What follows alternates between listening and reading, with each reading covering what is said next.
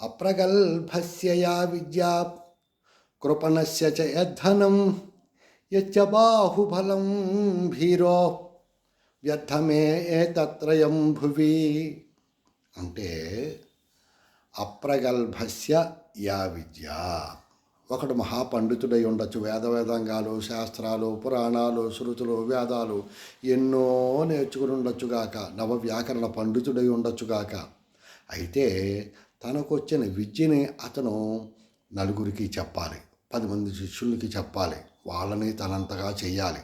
తను అనేక ప్రాంతాలకు తిరిగి గ్రామాలకు తిరిగి ఉపన్యాసాలు ఇచ్చి తను నేర్చుకున్న వాటిలో సారాంశాన్ని మంచిని చెడును అందరికీ కూడా ప్రజలకు బోధించి ప్రజల్లో ఆధ్యాత్మిక చింతన కలగజేయాలి, పాప భీతిని కలగజేయాలి. పాపం చేస్తే తప్పేమో అన్న ప్రజల్ని సన్మార్గం వైపు నడిచేటట్టు మళ్లించేంతగా అతను ఉపన్యాసాలు ఇవ్వాలి. అది విద్య నేర్చుకున్న దానికి అర్థం. ఇప్పుడు గరికపాటి నరసింహారావు గారు, చాగంటి కోటేశ్వరరావు గారు, సామ్యవేదం షణ్ముఖ శర్మ గారు, వద్దిపత్తి, ఇలా బోల్నంతమంది ఉన్నారు. వీళ్ళందరూ కూడా రాత్రనక పగలనక అనేక ప్రాంతాలు తిరుగుతూ వాళ్ళు నేర్చుకున్న విద్యని భాగవతం అని, భారతం అని, రామాయణం అని, పురాణాలని ఎన్నెన్నో భాష్యాలు వాళ్ళు చెప్తున్నారు. అవన్నీ కూడా ప్రజలకు వివరిస్తున్నారు. 10 మంది వస్తే అందులో ఇద్దరికైనా ఒక్కడు మారినా వాళ్ళకి ఆనందం. అదేవిధంగా తను నేర్చుకున్న విద్యకి పారమార్థికం చేకూర్చాలి, ప్రయోజనం ఉండాలి. అంతేగాని తను ఎవరికైనా చెప్తే వాళ్ళు తనంత అయిపోతారేమో అని ఎప్పుడూ కూడా అనుకోకూడదు. అది చాలా తప్పు అన్నమాట. పూర్వం ఒక పండితుడు ఉండేవాడు. ఆ పండితుడు మహాపండితుడు. అతను తన విద్య అంతా కూడా ఎవరికైనా చెప్తే వాళ్ళు తనంత అయిపోతారేమో అన్నటువంటి ఈర్ష్యతో ఎవరికీ చెప్పలేదు. ఎవరైనా వచ్చి నేర్చుకుంటామన్నా వాళ్ళకి చెప్పేవాడు కాదు. అలాగే ముసలితనంతో ఆ విద్యతోటే తనలోనే ఇమిడిపోయి చచ్చిపోయాడు అతను. మరుజన్మలో ఒక మామిడి చెట్టు కింద పుట్టాడు. ఆ మామిడి చెట్టు కింద ఎలా పుట్టాడు? ఎన్ని ఆకులైతే ఉన్నాయో అన్ని పళ్ళు ఉన్నాయి. ఆ పళ్ళు కూడా ఎలా ఉన్నాయి? బ్రహ్మాండమైనటువంటి, చూస్తే తినేసే అంత బుద్ధిగా. కానీ ఆ పళ్ళన్నీ కూడా చేదు, విషం. ఎవరైనా ముట్టుకుంటే ఒక పిట్ట ఆ చెట్టు మీద వాలదు, ఒక పురుగు ఆ చెట్టు మీద వాలదు. అలాగా ఎందుకు పనికిరాని చెట్టు కిందైపోయాడు ఆ యొక్క పండితుడు. అలాగే ఉంటుందన్నమాట ఎవరికి కూడా తను చెప్పకపోతే. అలాగే కృపణస్య చ యద్ధనం, కృపణస్య చ యద్ధనం. లోభివాడు, వాడి దగ్గర డబ్బు పోవాలంత ఉంటుంది, కానీ ఎవరికీ ఇవ్వడు. ఇంటికి ఎవరెవరైనా వస్తే భోజనానికి వస్తారేమో అని భయపడిపోతూ ఉంటాడు. ఎవరైనా అడుగుతారేమో అనుకుంటూ ఉంటాడు. అవునా? పిసిని లోభివాని జంప లోకంబు లోపల మందు వలదు వేరే మతము కలదు, పైకమడుగునతడు భగ్గున పడి చచ్చు విశ్వదాభిరామ వినర్వేమ అన్నారు. వాణ్ణి మనం దెబ్బ కొట్టాలి, చంపేయాలంటే వాడిని ఏదో సుత్తించుకుని లేకపోతే కత్తించుకుని నరకక్కర్లేదు వాడిని. వాడికి ఇంకో మందు పెట్టక్కర్లేదు వాడికి. పైకం అడిగితే ఇదిగో ఏమండి ఊళ్ళో రామాలయం కడుతున్నాం, ధ్వజస్తంభానికి ఖర్చు అవుతుంది, లేకపోతే రామాలయానికి విరాళం ఇవ్వండి అన్నారనుకోండి, వాడికి ప్రాణాంతకం అయిపోతుంది, చచ్చినంత పని అయిపోతుంది వాడికి. అలాంటి వాళ్ళే ఉపకారం చేయాలని ఊరొదిలిపోయాట ఒకడు. ఆఖరికి వెనకటికి ఉపకారం చేయాల్సి వస్తుందేమో అని మొత్తం ఆ ఊరే వదిలిపెట్టేసి వెళ్ళిపోయేట. అలాగ ఉంటారు. కృపణస్య చ యద్ధనం. వాళ్ళ దగ్గర ఉన్నటువంటి డబ్బు ఎందుకు పనికిరాదు. గడ్డి మేటు దగ్గర కుక్కని కాపలా పెట్టినట్టు ఈ కుక్క ఆ గడ్డి తిందు, ఆవుని తిననివ్వదు. అలా ఉంటుంది వాడి డబ్బు. ఇదివరకు మా చిన్నప్పుడు చదువుకునే వాళ్ళం. ఊరి వెలుపల పాడు కోనేరు చెంత పసిడి దాచని పిసినారి మొసలు ఒకడు. వాడు రోజు ఇంత బంగారం ఏదో ఉంది వాడి దగ్గర, కొంచెం డబ్బు ఏదో ఉంది, ఆ బంగారం ఏదో ఉంది. ఆ చెరువు గట్టునే ఓ గొయ్యి తీసి అక్కడ దాచేవాట. దాచి రోజు దాన్ని చూసుకునేవాడు. ఆయన మురిసిపోతూ ఉండేవాడు. ఇది చూశాడు ఒకనాడు ఓ దొంగ. చూసి దాన్ని దొబ్బేశాడు, తస్కరించాడు. అదేవిధంగా ఈ లోభి వాళ్ళ ఉన్న దగ్గర ఉన్న డబ్బు అలా అయిపోతుందన్నమాట. దానము భోగము నాశము పూనికతో మూడు గతులు భూధనమునకు. దానము భోగము నెరుగని దీనుని ధనమునకు గతి తృతీయమ పొసగునన్నాడు. అంటే డబ్బు ఉపయోగాలు ఏమిటి? నువ్వు దానమైనా చేయాలి ఎవరికో ఒకరికి. దానం అంటే ఎవరో ఒకడు పాపం కష్టాల్లో ఉంటాడు, నాయన ఇదిగో 10 రూపాయలు తీసుకో. లేదంటే అడుక్కునే వాళ్ళు వస్తూ ఉంటారు, ఇగో నాయన తీసుకో, రూపాయి తీసుకో. లేకపోతే ఏదో విరాళం, లేకపోతే ఏదో గుడి కట్టాలి, ఏదో పూజ, ఏదో వ్రతం, ఏదో తనకు ఉంది కాబట్టి. లేకపోతే ఎవరో అడగరు, అవునా?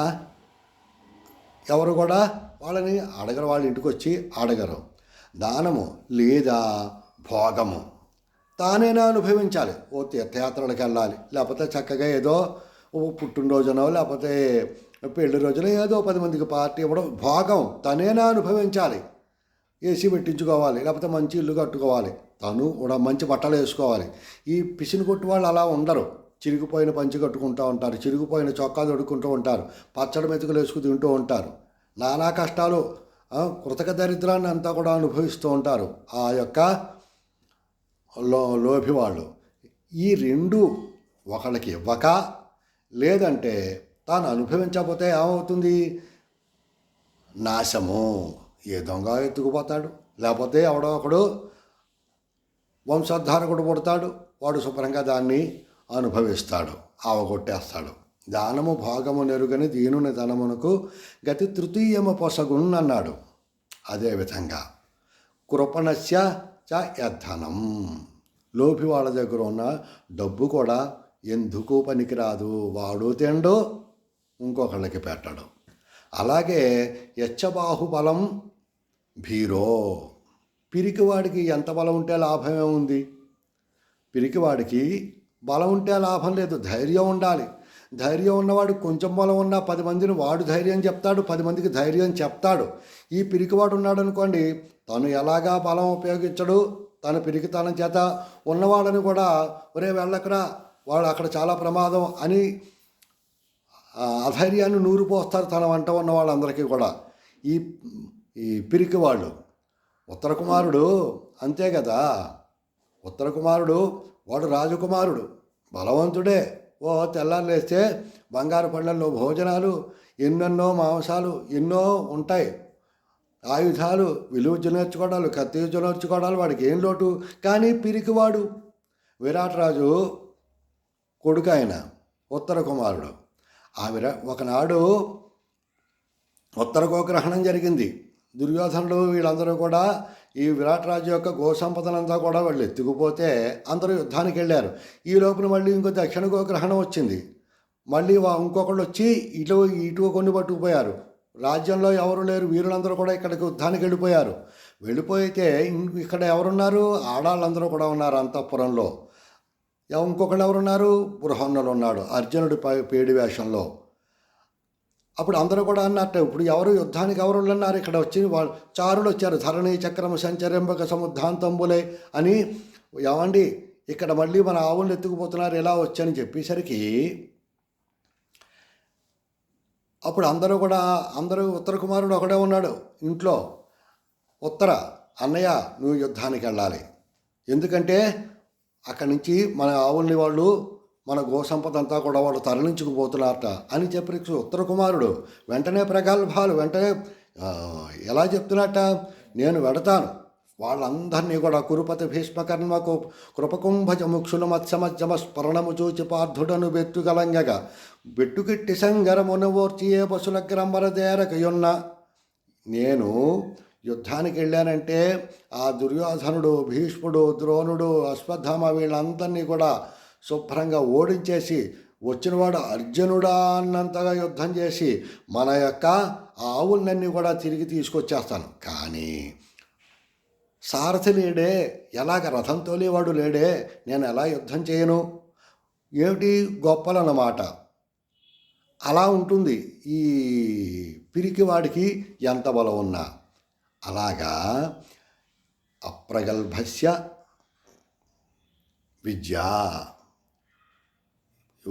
ఎవరికి చెప్పని విద్య, తర్వాత ఎవరికి చెందని డబ్బు, ఎవరికి దానం చేయని లోభివాడి దగ్గర ఉన్న డబ్బు, పిరికివాడికి ఉన్న బలం, ఈ మూడు కూడా లోకంలో వ్యర్థం అన్నమాట, ఎందుకు పనికిరావన్నమాట అని ఈ శ్లోకానికి అర్థం.